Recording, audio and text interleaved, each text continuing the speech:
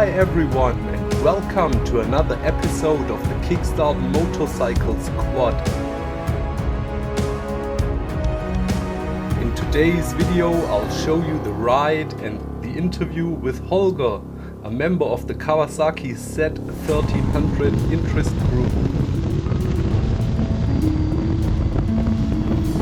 It was a beautiful Sunday in September.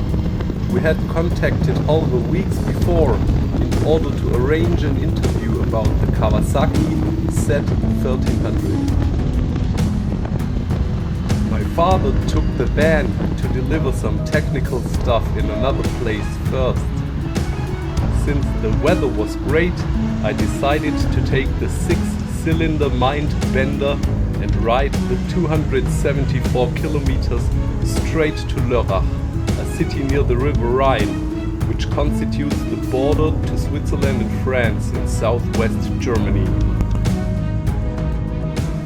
Although I still had half a gas tank left, I decided to fuel up the bike at a gas station near Pforzheim, so I would not have to worry about running out of fuel.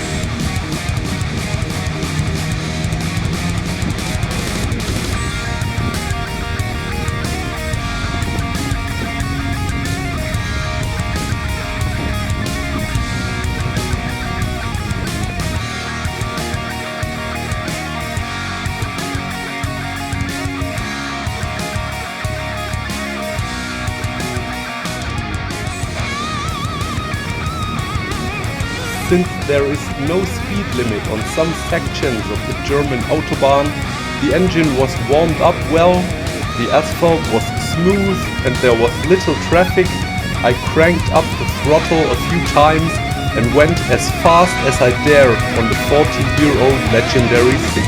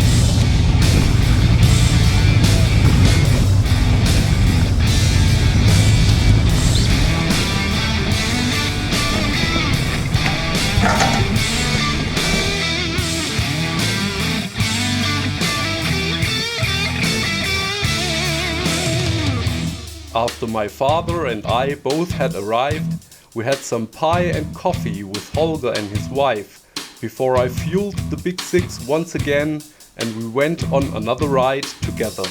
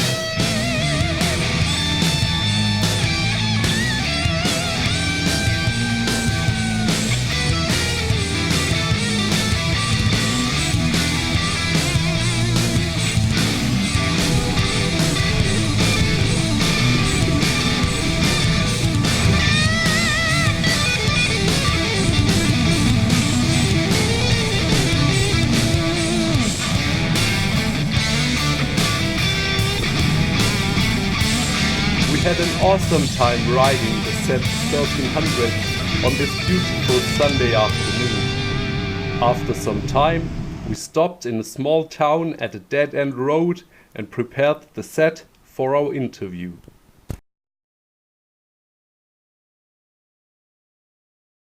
Holger, thanks a lot that you made it and that we can film the interview today. Thanks a lot. Of course, of course.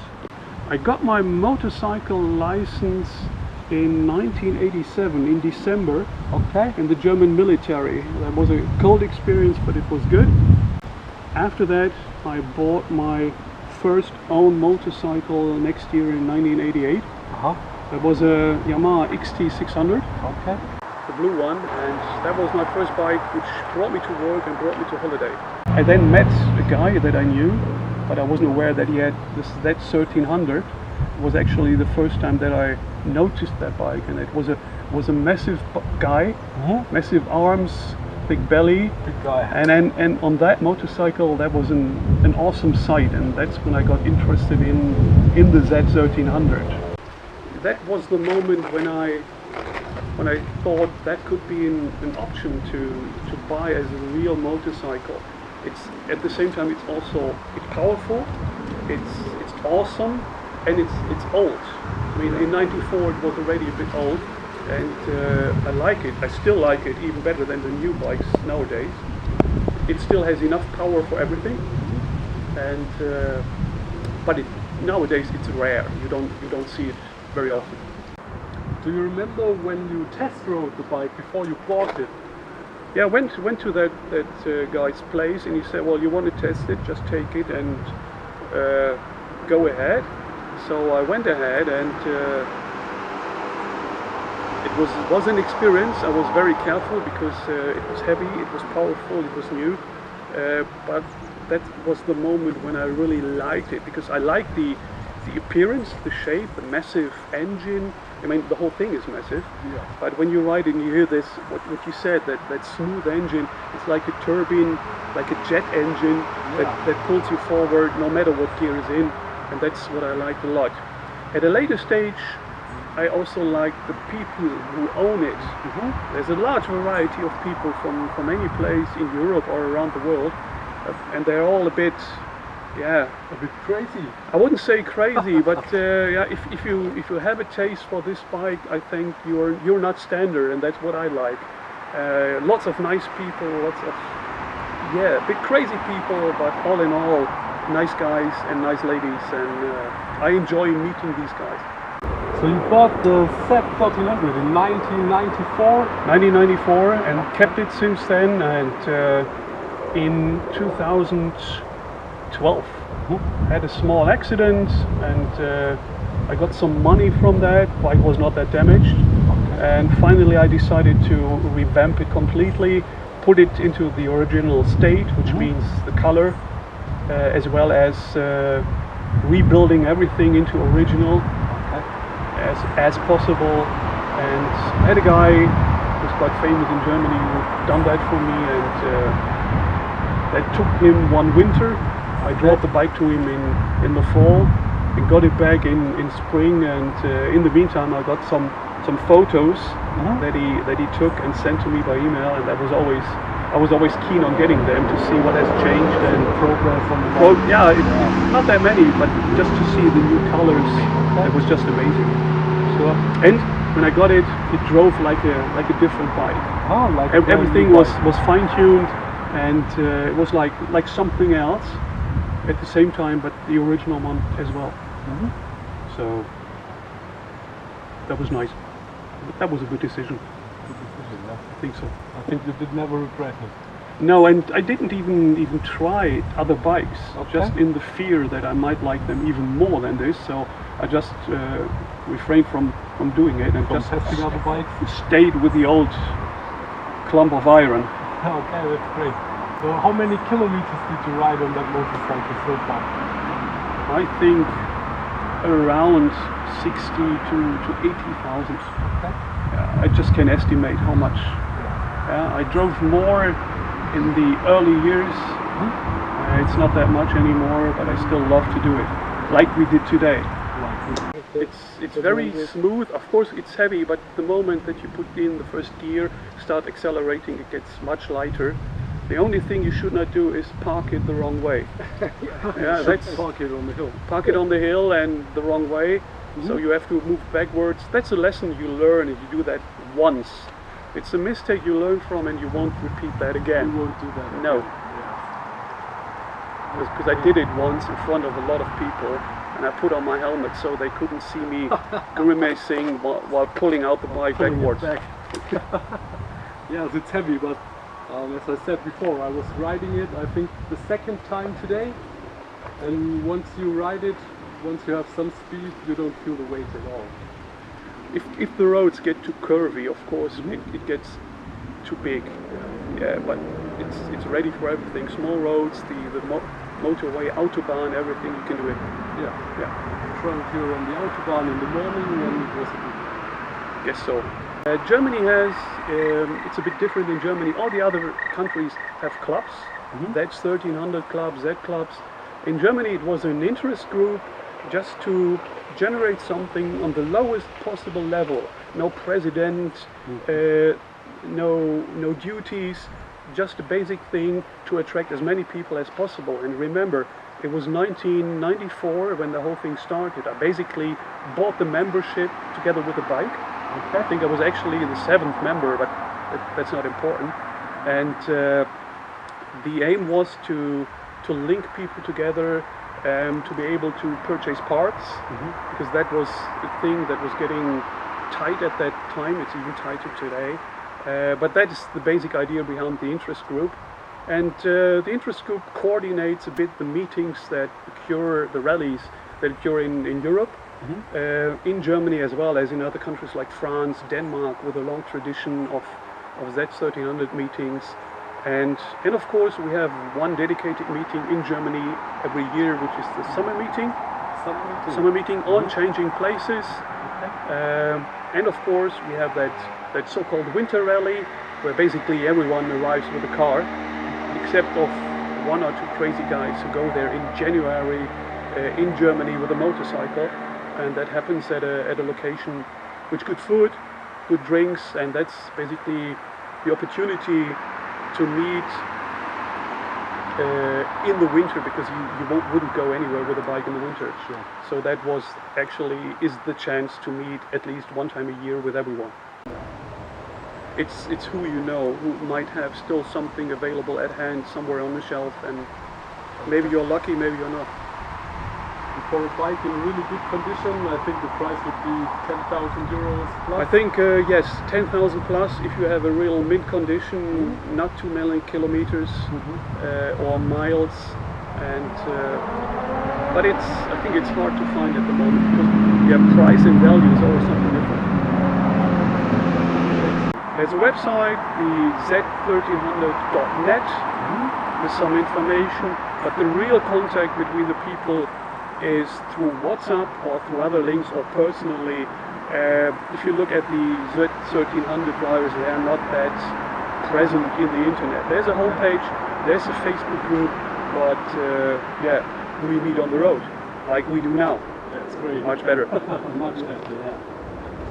So, if you want, you can tell us some details about your bike. Yeah, well, she was built up in '94 from different spare parts. I later met people who say, well, that has been my part, or that has been my part. The aim was always to be as close to original as possible. I have a modified cam chain tensioner, who's better than the original one. And what about paint set? The paint set is not original. It looks very original, but it has been repainted.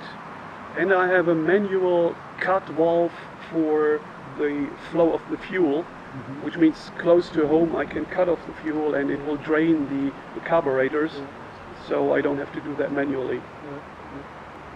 That's it basically. The rest is just has been refurbished in 2012. Since then it's like that. I have a rack that I can mount for luggage. paint job looks really good. It looks like Yeah. it's brand new. So I learned the guy who made that paint actually took quite a lot of attempts to remodel that paint. I think it was more than 40 before he had that original paint. And okay. yeah, but it's a well done job. You and others probably would have heard the name. It's Wilfried Büchsenschütz in Edertal, and yeah, he knows a lot about that bike. He knows a lot, and even more than I or you possibly, because he's been working on it, I think, for the last 25 years. A specialist for 6 cylinders. He does also the Honda ZPX Oh, okay. and the Benelli, and yeah. Does he also do the engine or other stuff on the bike? He does everything. If you have a sidecar and you want a real backwards rear, that's the place to contact. If you want to have a wider wheel in the back. Yeah, in this matter, maybe let's also mention MTG. This is a company in Blaubeuren, Pappelau, who made my bike there. So there are a few specialists in the area, like in Netherlands. Yes. So all these guys in the group and in the scenery, they take care of refurbishing, setting up the bikes, cleaning, Spare parts. maintenance, spare parts supply, or replica builds. Like the problem here what I have with a 6-in-1 muffler, and this is really good design, really smart, and good noise. It's good sound The creation. exhaust system on this bike is from MCG. Yes, from any Gigolo. Helmut Göckeler. Yes.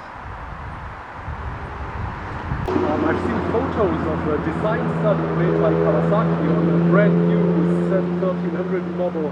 What do you think? Would that be an option?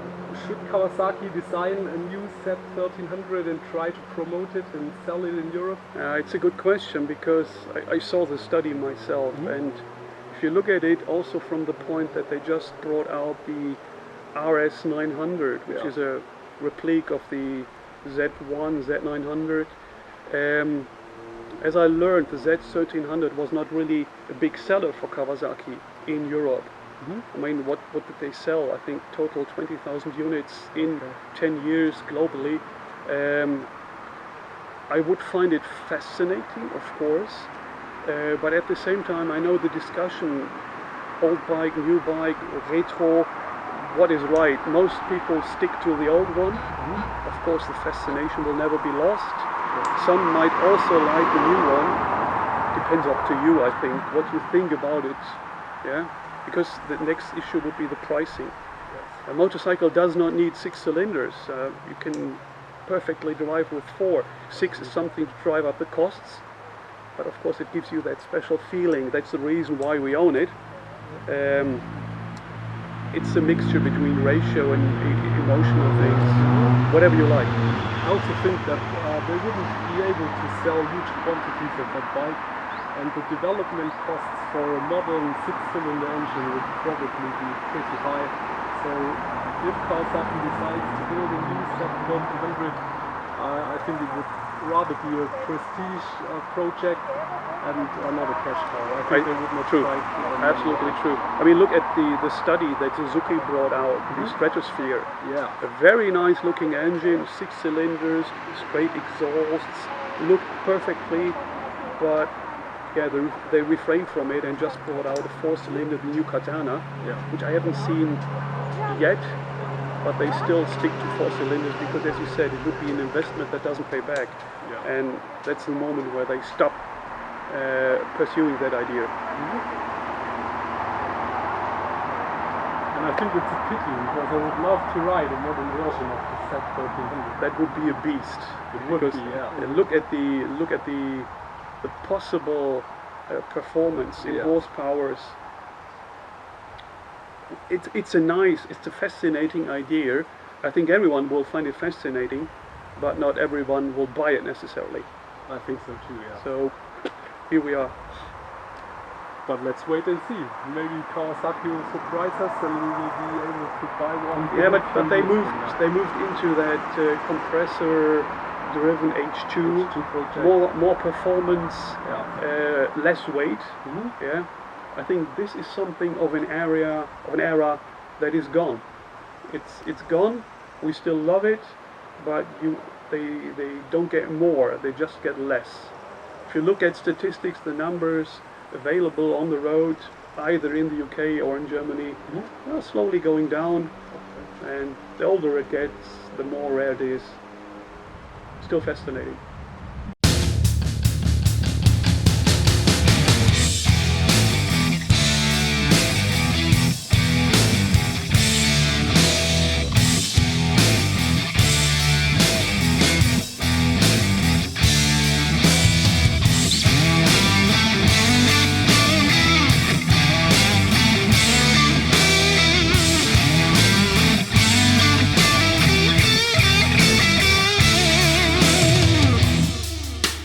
Thanks a lot to Holger and Peter for helping out with the interview and joining the squad.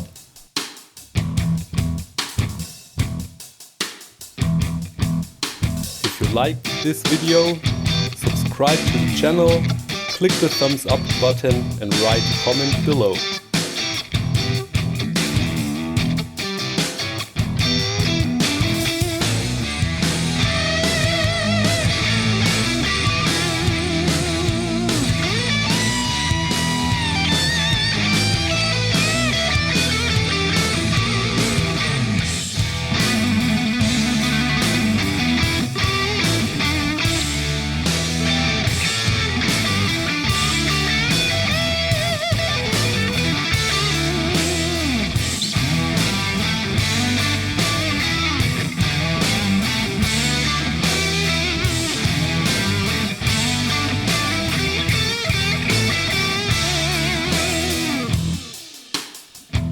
If you own a Z1300, leave a reply and maybe post a link to a photo of your bike.